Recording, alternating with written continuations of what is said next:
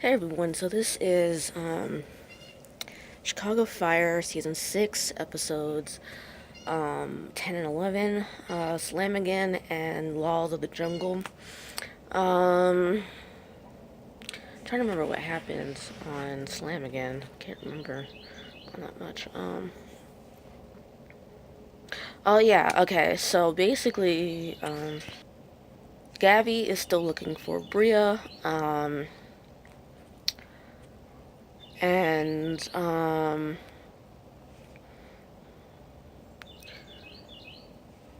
and she at the end of the ninth episode she gets a call about Jane Doe in the morgue, and so she goes to the morgue with Matt, and they find it's not Brea. It's this woman. It's this a 19-year-old girl named Carly Hecht. Um, Only reason why they know her name is because she shoplifted in the past, and that she had her prints taken and all that. So they go to her boyfriend's or on and off again boyfriend's place, and he tells her of this place that you know uh, Carly would stay at, which is called Safe Harbor. Um, it's a shelter for teens. So when she gets there, you know, she asks if not Carly, but Brea is there, and she can't tell. The woman working there can't tell her about people who stay there because of confidentiality reasons, and safety reasons. So she just leaves a message with the woman there saying, "Can you just let Brea know that Gabby's looking for her?" Eventually, Brea goes to the station and speaks with Gabby, and Gabby tells her, "You know what? I'm gonna make sure that you are temporarily in my care, so that you can have a place to stay while your dad is finishing his last week or two of rehab and all that." And she eventually does make it happen, but she comes across some roadblocks with it. So she, but she and Matt eventually are able to foster her foster her temporarily. And while all this is going on, two things of note happen. One is that Cruz comes up with this idea to put a sledgehammer and a Halligan together so that it could save time on opening doors that are tough to open. And he and Brett, work on this periodically throughout the episode and try to work out the kinks of it. And eventually they are able to completely fix it, or completely have a finished product for it. And he successfully is able to use it out on a call, one of the calls towards the end of the episode, without the thing breaking down like it was at the station. The other thing is, Grissom, I think Chief Grissom, with the CFD, comes up to Severide about a job offer, because he wants to leave the CFD better than he when uh, leave the CFD better than it was when he started and all that. And Grissom brings up the fact that 51 is always under fire, like every few months and all that, and if it's not one thing, it's another. So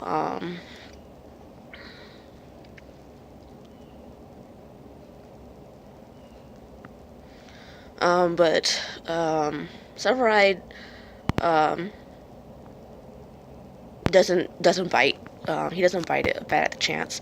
So that's basically episode 10, which brings us into episode 11, Law of the Jungle. And so basically, the main storyline, I think of it, is still Grissom trying to get Severide to leave 51, because I guess he feels very strongly that 51 is just a bad house overall, and thinks that Severide will be better at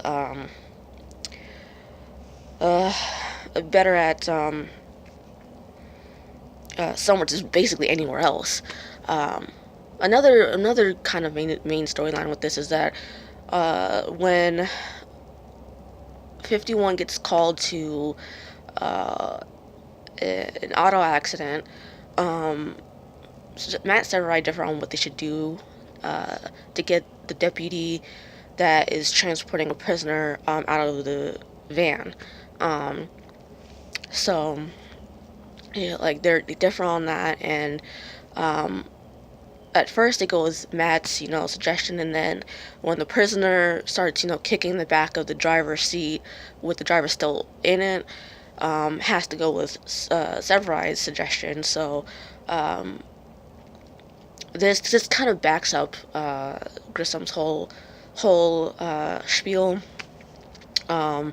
because later on in the episode, the driver, I think his name is Keith, the deputy, his name is Keith, I believe his name is Keith, and he ends up dying at the hospital, and Matt gets that news while Grissom is talking with him and Bowden in Bowden's office, and Grissom's like, this is after he talked to Severide about what happened at the call, and he got one version from Severide, which was, we all decided on what to do at the call, not just Matt or not just me. It was all of us. And so when he's talking with Matt in Bowden's office, he's like, Matt didn't know this, whole talk beforehand. So Matt said something different than what Severide said, and so this prompts Grissom to try even harder to get Severide out of 51, basically.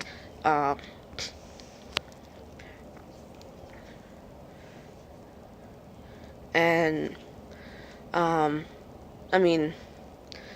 eventually Severide, at the end of or sometime during the episode, tells Grissom to just shove it, because he's not interested in what Grissom is trying to do.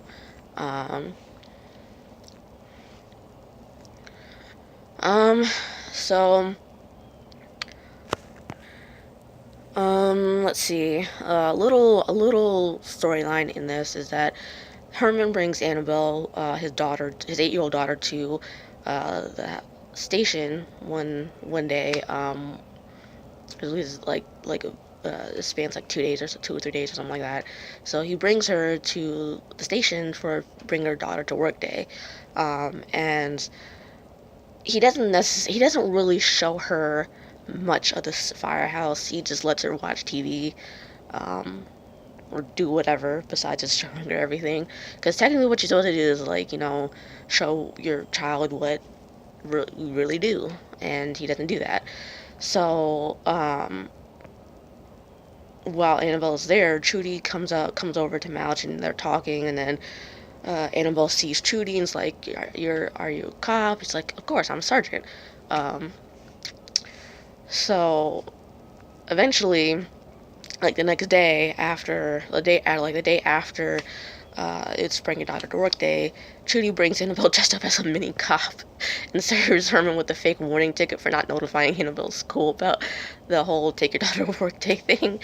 I thought that was really cute, personally, but I thought it was really funny and cute, and and the whole thing is that Herman doesn't want his daughter to, take on a dangerous job like what he has. So, and so I think Otis and Cruz like make fun of the fact that maybe Animal is gonna want to become a cop now. So, anyway, I thought it was pretty funny. Um,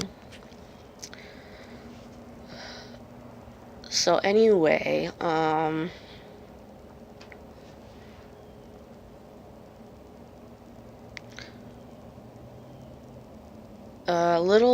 little another mini storyline is that Gabby gives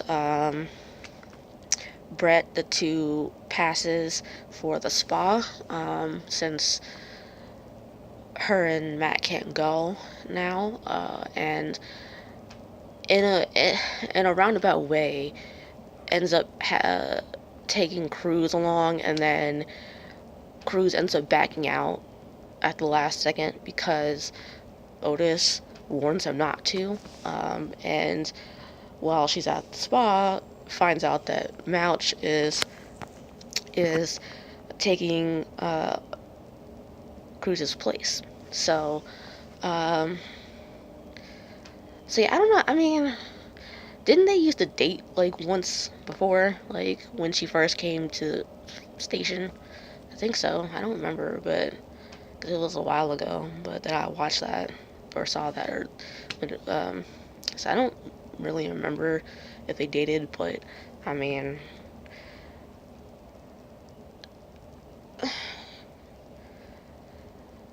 I think she just needs to find someone outside of the station.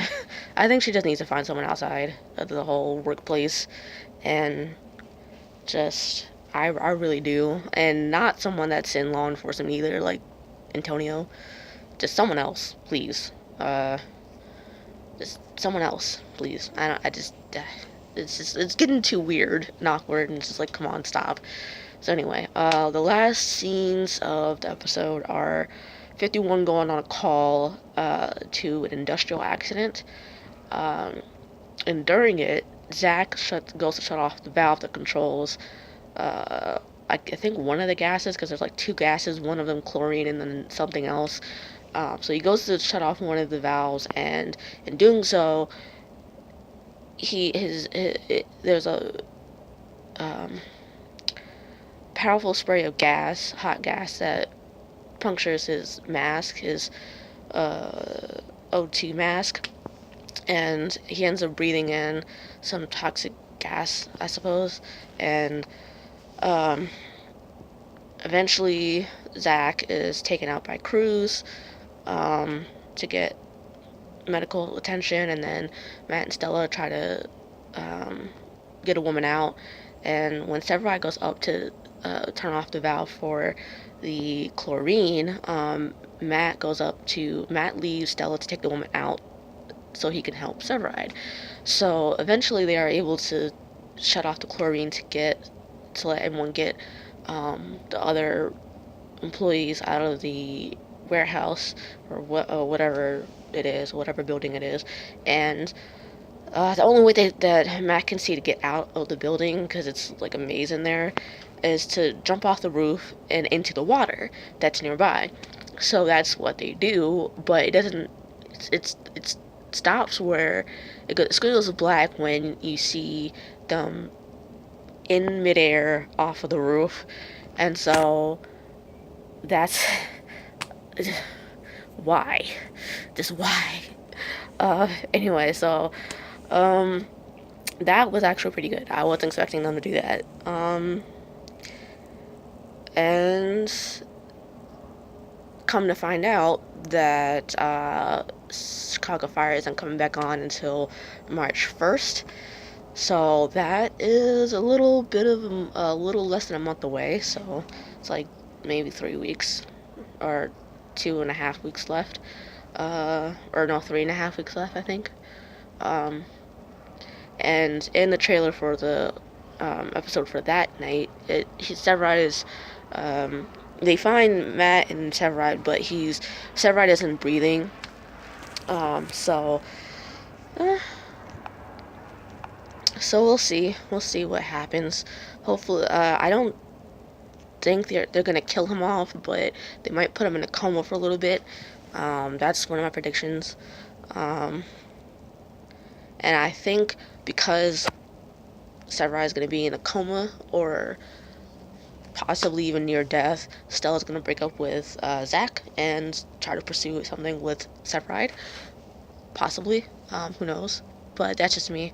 Because she seems really on the fence this episode between Severide and Zach.